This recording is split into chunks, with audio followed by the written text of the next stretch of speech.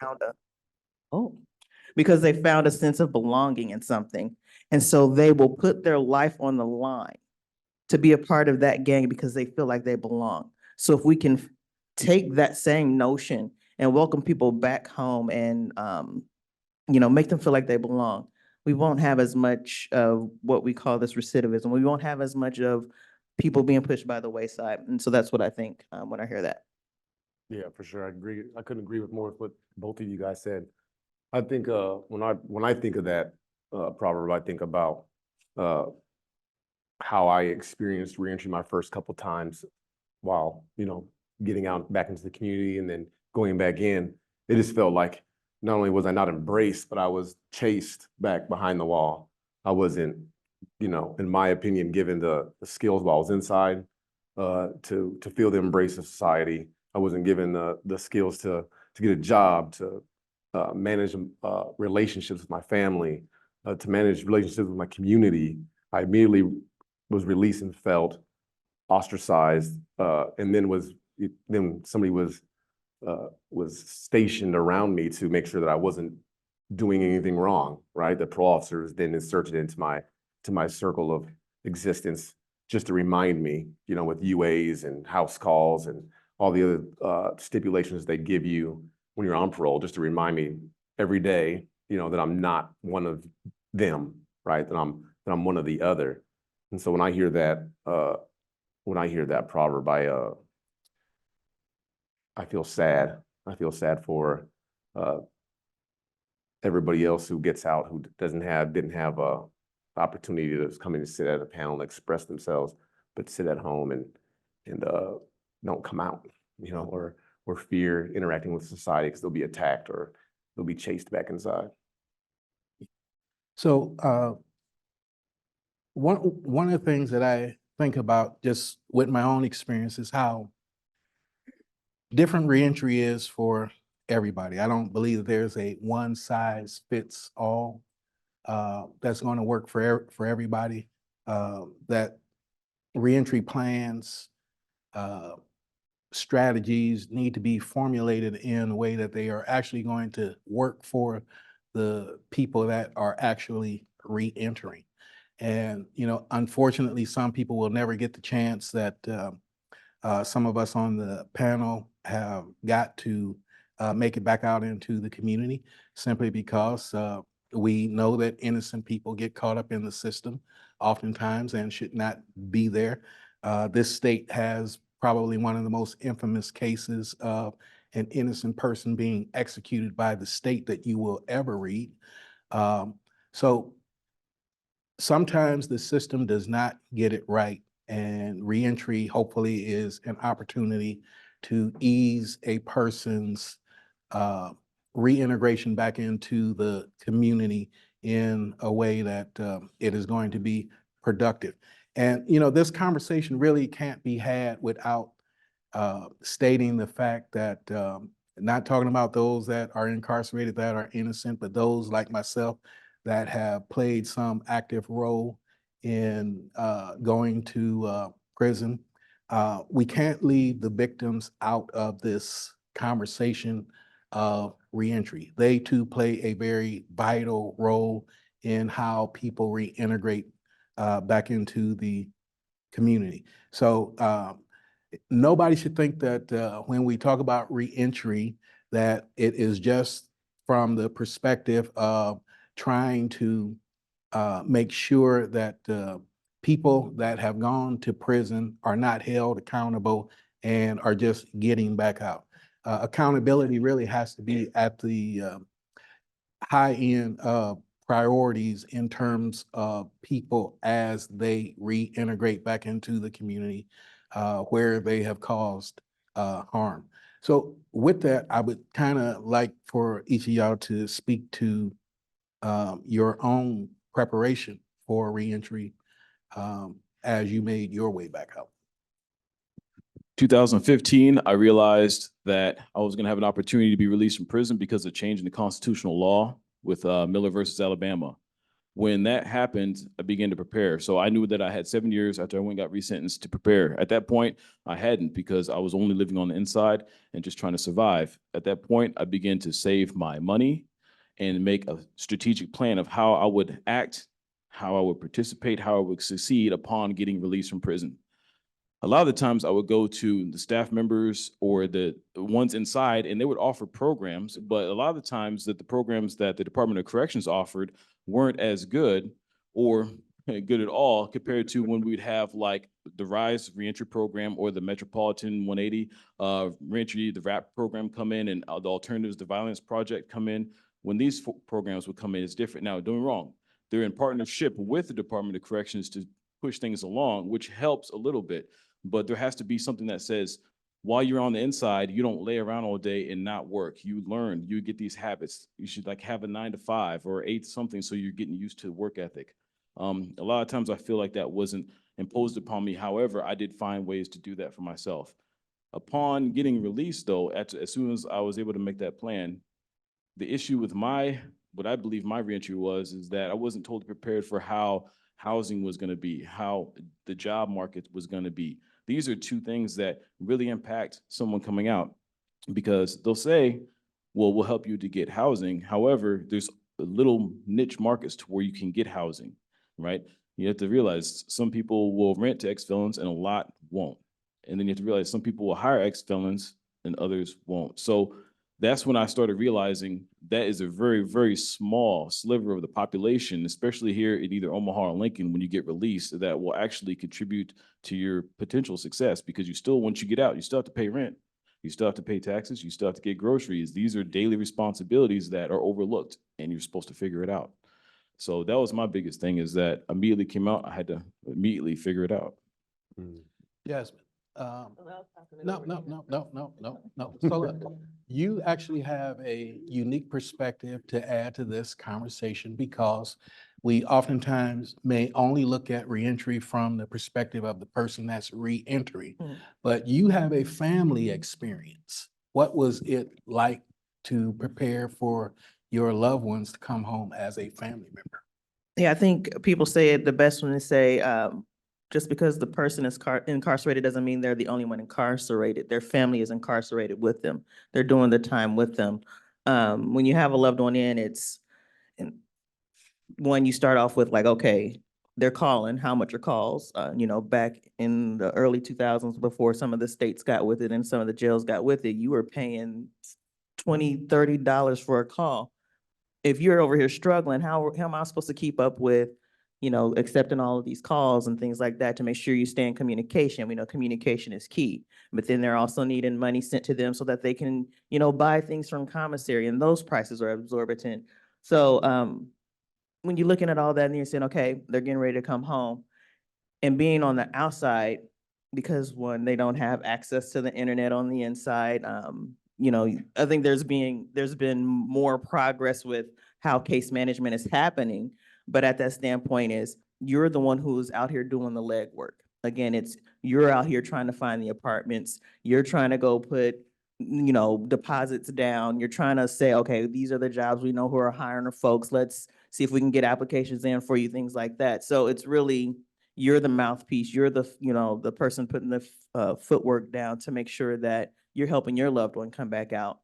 And I think I want to kind of talk about what you said as well, people who are coming back out and acknowledging that, some people did make, the decisions. Everybody's not innocent, and you want things for your loved one so much, but they also have to want it for themselves. And I think that's another thing, a conversation you have to have with your loved one when you're helping them come back out. It's like, when you get out, you're gonna have to, kind of come back and really want this, or otherwise it's for naught, that all the work that we did as a family to ensure that you had something to come back to. So.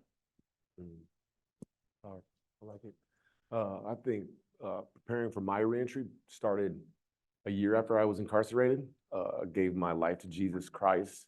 And after that, I was able to, my mind cleared, my spirit cleared, and I was really able to get down to the act of re-entering society. I knew I had potentially 20 years ahead of me, And I made a promise to myself that I would not return. I had a younger son at this time. I had my son, actually my youngest son was born in the Leavenworth prison by my wife. She was on this spree with me, I guess. And I had another son who was about 6 or 7. And I promised myself that I would not show up at his doorstep, the same guy I was at that point.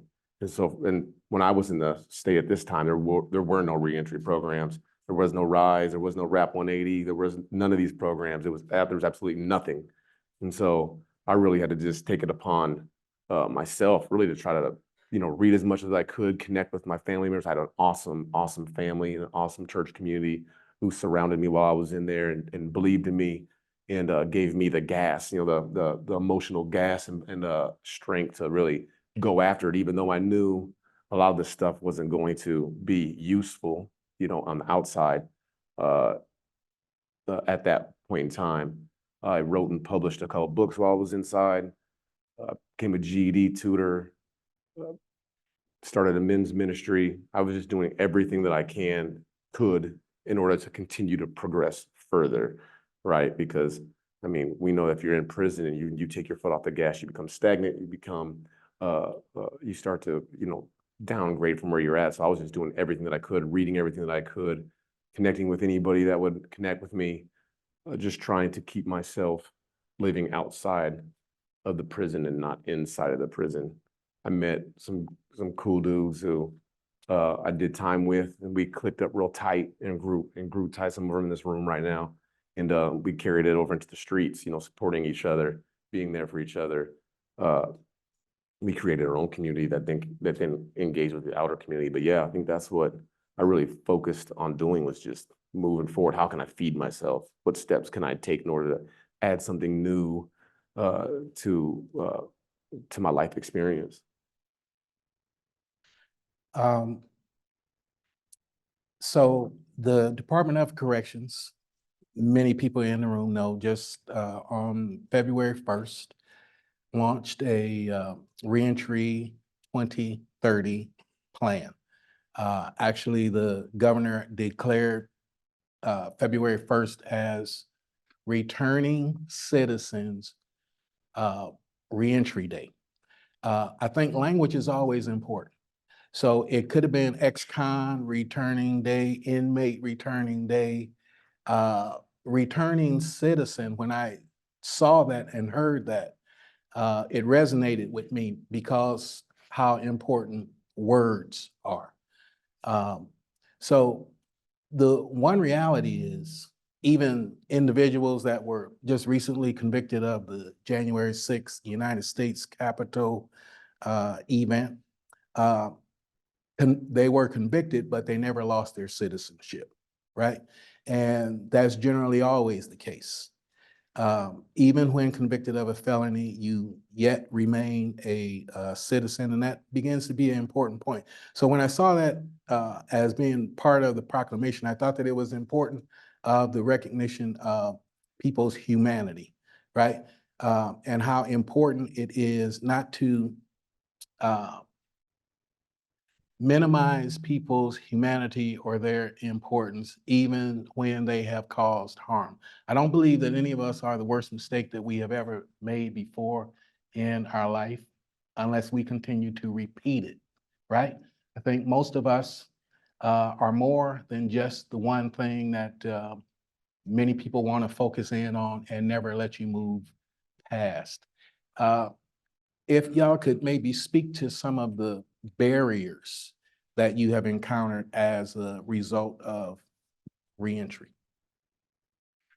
As I mentioned earlier, getting released, if not for the support of a lot of community that is out there that was actively seeking me and trying to strengthen me, I wouldn't be in this position. The 180 RAP program helped me immensely. That was my first job coming out of prison after 25 years. I worked there and I was helping people who were in the same position I was. Immediately after that, I started working with Alternatives to Violence Project. They were taking me on community outings, helping me to get over the anxiety that I had and the fear that I had of interacting with the public, because all I could think about is that they see me as the young man who did what I did a long time ago when they have no knowledge, but that's just the fear. So when we talk about these things, there's an emotional and a psychological or mental health issue, right? And I know a lot of people don't like saying it. I'm bringing it up because it's like you feel some type of way when you get out there and because you did something really bad and hurt some people really badly and you harmed people. So when you're trying to get out there and do the right thing, all you can think about is, man, I'm trying to do this right, and I feel this way about it. So that is something that I always took into consideration when I was dealing with the organizations that I was working with. So that was my personal experience. Then there's the hurdles of trying to get a job, which there's a lot of people that says, hey, second chance, equal opportunity. As soon as I applied and then they got past HR, they says, oh, ex-felon, you were convicted for murder, even though I say, hey, I'll explain what happened. Yeah, I didn't kill anyone. I was there when it happened. And this is what the law did this.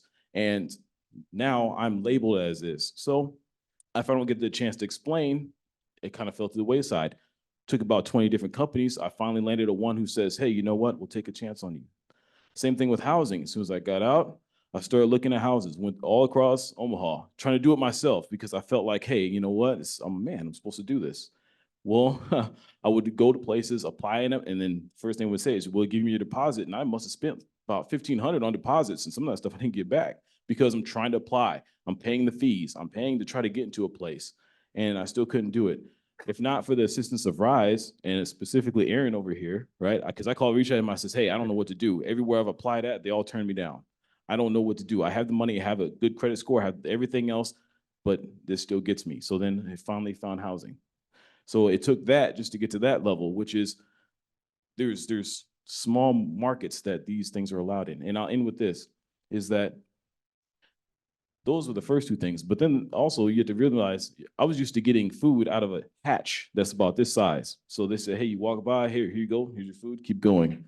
Until I got to community corrections, and then I was able to start cooking and doing things myself. But with me and my life skills, I went in prison when I was 16 years old. So I didn't have a lot of like, hey, here's a grocery shopping, here's shopping for you. I didn't know a lot of those things. So first thing I did when I got out was buy a bunch of TV dinners, right? Throw them in the freezer and just go from there until I started figuring out how to make my own meals. So I'm not going out and spending money unnecessarily, going out to eat every night. And it saved me a bunch of money doing that too. So with that, I'll pass. Yeah, there are so many barriers that we could be here all night talking about barriers, right? I'll just kind of touch more on what Jerrold was talking about when you're talking about employment and working with people first coming out. We're like, okay, we just need to get you a survival job, right? Because bills don't take a back seat just because you don't have a job. As we all know, that's probably why a lot of people turned to whatever they were doing because they couldn't make ends meet. The things that put people in are the same barriers that they're going to face when they come out because our society has not caught up with, oh, maybe we should remove barriers and maybe we should give people access to mental health services. Maybe we should give people coming out of incarceration access to Medicaid so that they can get the medications that they need because one, they were probably undiagnosed or misdiagnosed and which landed them in prison anyway. Also looking at from the standpoint of when people are coming home from incarceration, and Shakur kind of touched on it a little bit, it's what are we doing to remove these barriers for people who want to succeed? Because what we're ended up doing is just creating unnecessary noise for people who are not trying to go back to prison. They're literally trying everything they can do to put one foot in front of the other to stay out. And we continue to put things in their way to where it's gonna eventually send them back if they don't have the support or assistance. So things like when you're talking about a job, what are the opportunities for people to have a career? When you have things in place that prevent people from going to school, we just with policy working on, there's a question coming, but some of the policy stuff that we worked on last year, what happened, now all public schools, public universities and colleges in Nebraska have removed the question off of their application for admission on if you've had a conviction. So those are things we're talking about. When you're looking at occupational licenses and certifications, people who have been inside, who have had jobs inside that require a license or a certificate cannot come out and get that same job because of barriers that occupational boards are putting up. So those are some of the things that we're working on when we talk about that. And you get to places like Omaha and transportation between wherever you're gonna find housing, because we talk about housing being relegated to certain areas of town and then jobs being on the other side of town, because lo and behold, we can't have people having convictions live in nice areas. We got some landlords over here who will rent to people. We have transitional housing in this side of town who will work with people. Getting people from one side of town to another on the transportation system that we have is ridiculous, especially if you are relegated to working a job that's 11 p.m. to 7 a.m. and you have no opportunity of catching a bus and getting a transfer to make sure you're there on time and things like that. So all of these things just start adding up on top of each other. So I'll end with that. Yeah. I want to talk about the 2030 initiative. I appreciate what the governor is doing with this proclamation that he's put out there, and I appreciate the language that he uses around it. But during my incarceration, I've heard a lot of pretty words and promises that ended up being empty. And so maybe it's my incarceration that caused him to be a cynic. I don't know, but I'd like to see it happen. Let me see, put some teeth to it, and then get some guys enrolled in some classes, and then we can talk about whether or not you're actually doing something. But my biggest barrier personally to reentry would have been mental health for sure. I didn't even expect it to come, really, personally. I thought I'd been preparing so well.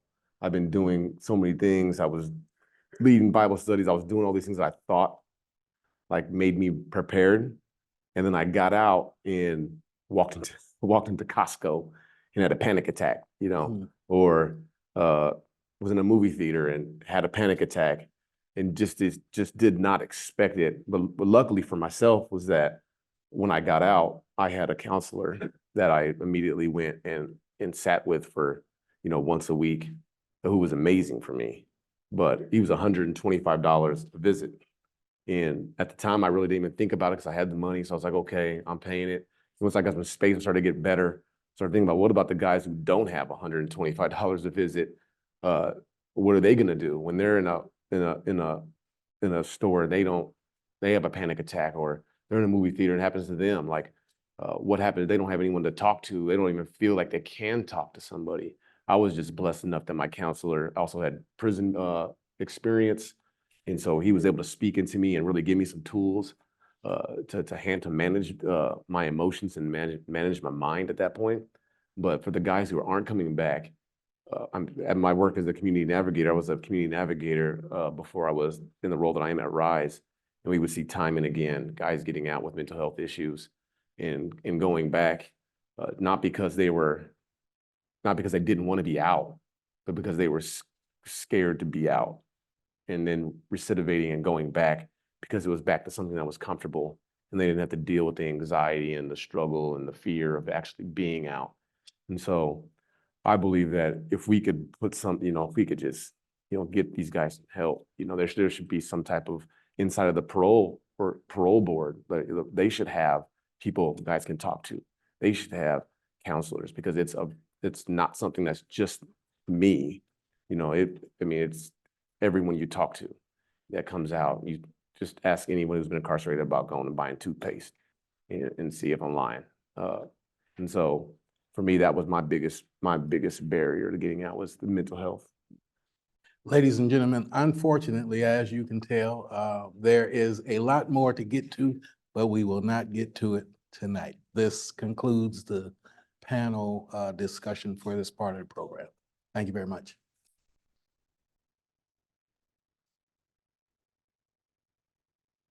Thank you so much, Shakur, and our panel. If we have time at the end, we will have some time for Q&A with the panelists, so just keep that in mind. As we shift into our next part, these are our table conversations. This is when the conversation comes to you to have with your neighbors and with other folks at your tables or in your breakout rooms on what you've heard and what you know and what your experience is. As we go into these, I just ask that we keep a few agreements in mind. Try and keep that in mind of one speaker, one mic when we are having these conversations with each other. That we are making space and taking space for other folks and ourselves to contribute to the conversations. That we keep an open mind to other people's experiences and lived experiences, and also that we be respectful as we go into these. So we'll go into our table conversations for the next 25 minutes. If you feel like you would like a quieter space to have your table conversation, Cami is in the back of the room here, and we do have 2 smaller rooms that fit any of our table sizes here. If you would like to have a quieter space to have this, and then you'll come back in at the end of that time for the share out. All right. Table facilitators, again, can I just get a hand raised? So we have one at every table. All right. V, if I can have you join that table. And then Maddie, are you willing to join this table up here? We have 2 facilitators at the same table. Oh, okay. So then we can switch one of you to the table up here in the, yep. Because the table in the back and the table in the front needed a table. Yeah. All right. And then panel, if you would like to join a table, you're more than welcome to, or you can take a break and we will go.